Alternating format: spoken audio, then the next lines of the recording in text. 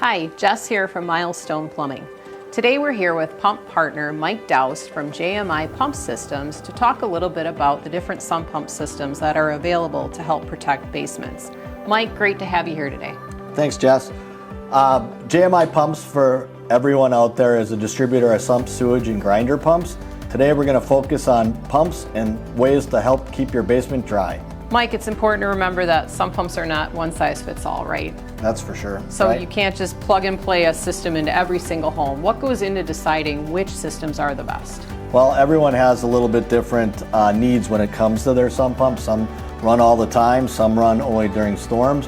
So it's a good idea to get a professional in there to help size and determine which type of system is right for their particular needs.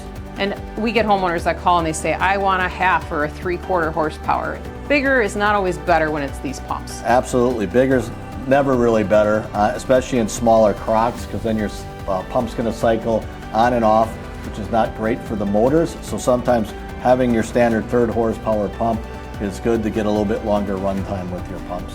And any home really should have a backup, depending on what scale, but something in case the power goes out, possibly a second pump if there's a pump failure, right? I mean, that's a common sense thing for making sure to protect that investment. Absolutely, especially if you have a finished basement, you need protection. So you definitely are better off with a battery backup. At the very least, if you're not going to put anything in and you don't have a finished basement, you need an alarm. And how often should we be doing as homeowners the testing, the maintenance? Is there a cadence you recommend once a year? It sounds like batteries you recommended it every 2 to 3 years. Yeah, I would say, change a battery every 3 years.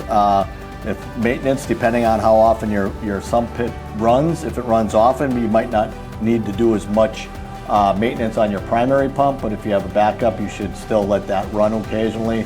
And maybe it's a good way for yourself or a company like Milestone to come in and actually do the testing for you.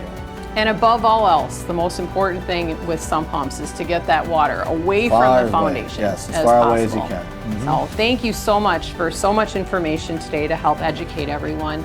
Mike with JMI, our pump partner, they've done a great job over the years. Every time I've got a complex situation, I call Mike's cell and he helps to design a great system. Thank you for being such a great partner. Thanks, Jess.